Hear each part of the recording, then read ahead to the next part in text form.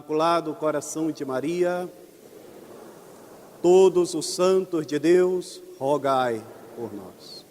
Em nome do Pai, do Filho e do Espírito Santo. Amém.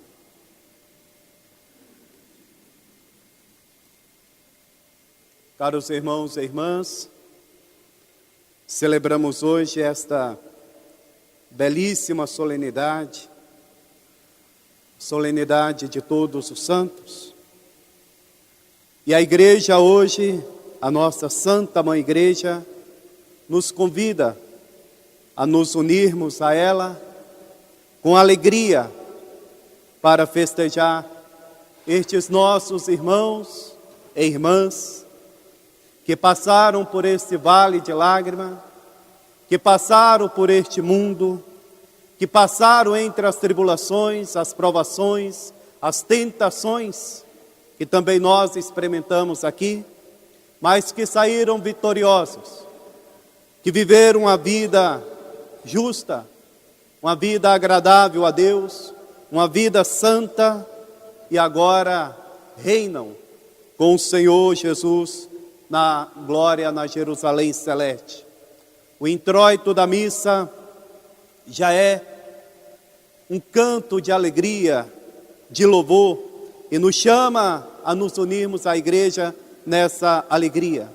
A igreja começa essa liturgia de hoje dizendo: alegremo-nos todos no Senhor, celebrando este dia festivo, em honra de todos os santos. Os anjos tomam parte na alegria desta solenidade e aclamam em coro o Filho de Deus.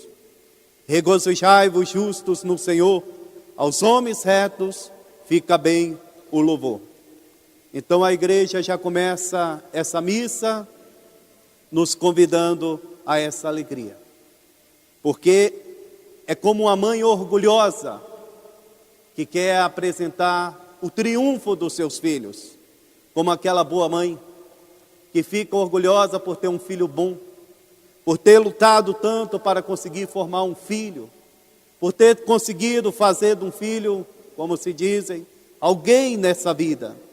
E a igreja se gloria por estes filhos, por ter feito alguém grande não só neste mundo, mas para a vida eterna, para a glória da Jerusalém celeste.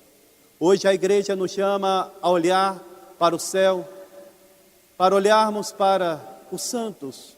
Alguns deles são mais conhecidos a nós. Olharmos para São Francisco, para São Bernardo, para São João Maria Vianney, para São João Bosco, para Santa Maria Gorete, para São Bento, para Santo Agostinho, para Santa Maria Madalena, para São Dimas, mas também para aqueles que não foram elevados à honra dos altares, que são mais numerosos. Aqueles santos que passaram despercebidos, desconhecidos nessa terra, mas que viveram uma vida de união com Deus, que viveram uma vida santa, uma vida justa. Todos nós somos chamados a essa santidade, sem exceção de condição social, da cor da pele, da cidade onde mora, do país, da língua que fala. Todos os homens são chamados a essa santidade. A igreja, desde todos os tempos, desde o seu início, chama os seus filhos a serem santos, assim como é santo o Pai Celestial. Pode acontecer que na nossa vida, às vezes, venha o desânimo. Pessoas que pensam: mas eu não posso ser santo. Talvez pela vida de pecado, de uma vida do pecado do passado, ou talvez por uma fraqueza, ainda nos dias de hoje, tem essa grande tentação do desânimo. Mas eu vou ler um trecho de um livro, onde nos apresenta Santo Agostinho, que também passou por esse desânimo, mas que se convenceu que ele também poderia ser santo. Lembre-se da tentação de Santo Agostinho. Estava ele em seu jardim, tinha 32 anos, não havia sido batizado ainda.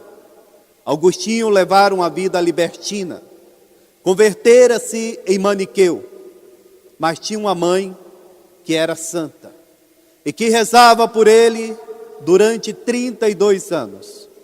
Ela o havia seguido em Milão, onde o imperador o havia nomeado diretor do colégio imperial. Ali ela o havia apresentado a Santo Ambrósio, e Santo Ambrósio não sentira pena alguma por mostrar ao jovem diretor do colégio, muito inteligente e que gostava de escutar a Santo Ambrósio, que se ele quisesse salvar-se, era preciso a todo custo decidir-se por se converter em cristão. Ficasse longe da má vida que levava e recebesse o batismo. Inscreve-se então como catecúmeno. Santo Agostinho que pede então para receber o batismo. Deveria ser batizado na Páscoa. Pensam vocês que tudo pararia por aí? Santo Agostinho, em seu livro Confissões, relata-nos o que aconteceu. Estava em seu jardim e de repente ficou triste. Tu não és tonto, já refletistes bastante? És suficientemente leal? Ele se questionava. E ele verteu lágrimas, muitas lágrimas, sentindo necessidade de dar uns passos para poder respirar. Mas é impossível. E se recordou de todas as antigas relações ilícitas, dos pecados que cometera. E como essas tentações, esses pecados da vida passada falasse a ele. Como farás sem nós, Agostinho? Querido Agostinho, é impossível. Foi isso tão forte que Agostinho esteve a ponto de renunciar ao batismo e enviar uma nota ao arcebispo. Monsenhor, eu não estou preparado, superestimei minhas forças. Que vergonha! Mas o anjo bom não abandona aos seus, e enquanto passeava entre as arcadas, teve uma ideia. Quid iste et stoi, cur non ego? Depois de tudo, se todos esses cristãos e cristãs conseguiram, por que também eu não poderia? E pensando assim, pensando naqueles homens, pensando naquelas mulheres, pensando nas crianças, nas moças, nos rapazes, que conseguiram vencer o mundo, as tentações e se tornaram santos, ele se perguntava, se eles conseguiram, por que eu também não posso conseguir? Se eles são santos, se eles viveram para o Senhor Jesus Cristo, se eles venceram as tentações, se eles venceram as seduções do mundo, se eles venceram até mesmo a morte, o medo de morrer, se deram a vida pelo Senhor, por que eu não posso? E de fato pôde. E de fato se tornou esse grande santo, esse grande bispo, grande doutor da igreja, que saiu da lama do pecado, que saiu da fornicação, que saiu da heresia e que se tornou um verdadeiro discípulo do nosso Senhor Jesus Cristo. Essa é a pergunta que nós devemos fazer também hoje, caros irmãos. Se eles conseguiram, por que nós não podemos conseguir? Por que também eu não posso ser santo? Por que também eu não posso glorificar a Deus com a minha vida? Por que eu não posso viver uma vida justa, uma vida agradável ao Senhor?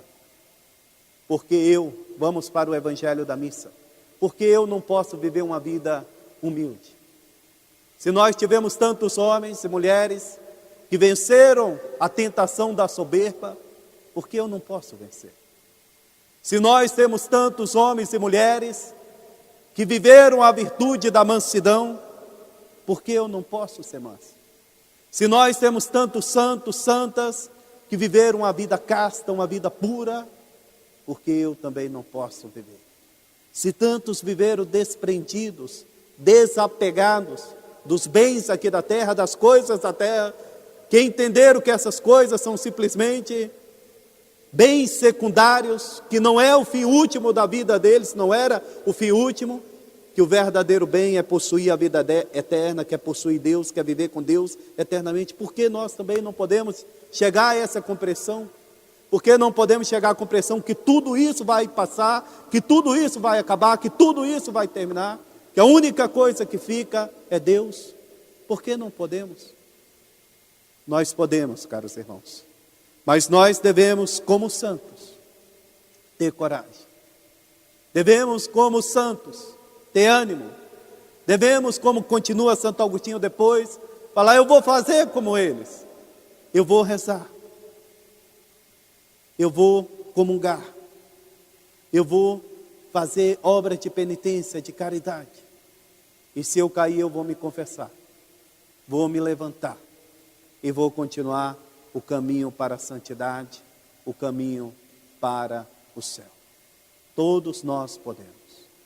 Para isso Deus nos criou. Deus não nos criou simplesmente para sermos, sei lá, gênios, inteligentes demais aqui na terra. Deus não nos criou simplesmente para comer, para beber, para dormir, alguns para se multiplicarem. Deus não criou o homem simplesmente para trabalhar aqui na terra, ganhar dinheiro e ser poderoso. Pode fazer também isso, mas não foi criado para isso. O homem foi criado para ele. Você foi criado para Deus. Eu fui criado para Deus. Nós fomos criados para Ele.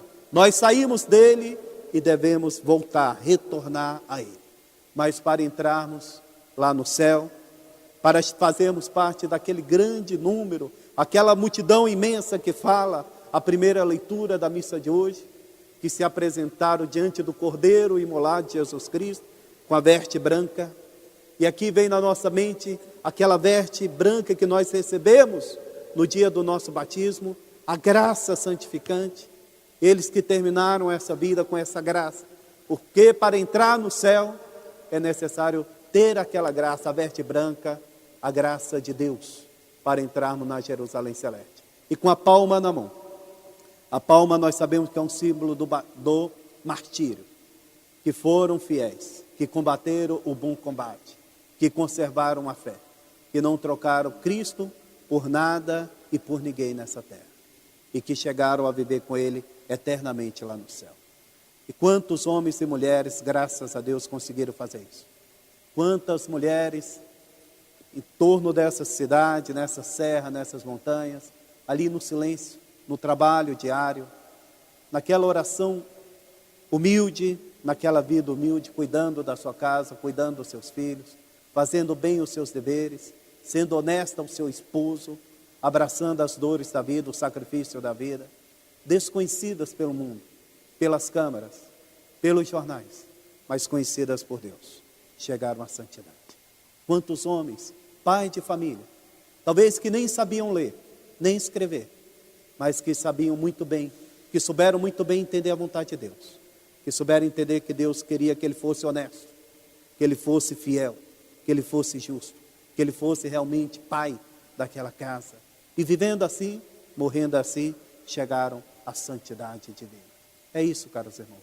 Aonde Deus nos colocou, nas pequenas coisas de cada dia, nas coisas escondidas, nos pequenos trabalhos, nas coisas humildes, mas feita com amor por Deus, com fidelidade, com obediência, evitando o pecado, vivendo uma vida justa, vivendo na graça, nós também podemos e Deus quer que cheguemos à santidade divina. Nós temos tudo para isso. Nós temos um Deus que morreu na cruz por nós. Nós temos uma mãe, a rainha de todos os santos, a mais santa entre todos os santos, a Virgem Maria, que intercede por nós lá no céu, que quer também, como quer, essa nossa santidade divina. Nós temos a Eucaristia, nós temos o sacrifício da missa, temos o corpo e o sangue do Senhor, nós temos o perdão dos nossos pecados no confessional, nós temos o rosário de Nossa Senhora, nós temos tudo isso, são meios que Deus nos concede para vivermos uma vida santa, uma vida justa, uma vida agradável, para poder reinar com Ele um dia lá no céu. Sobretudo temos o modelo, o exemplo dos santos. São tantos, os santos e as santas que nos dão exemplo. Mas sobretudo temos o modelo perfeitíssimo, que é o nosso Senhor Jesus Cristo. Temos o modelo, o segundo modelo, o mais belo de todos os santos, que é Nossa Senhora. Que a igreja nos apresenta como modelo para o qual nós devemos imitar, seguir, e assim chegaremos à santidade de vida e vamos fazer parte dessa grande família de Deus, que são os santos na Jerusalém Celeste. Em nome do Pai, e do Filho, e do Espírito Santo. Amém.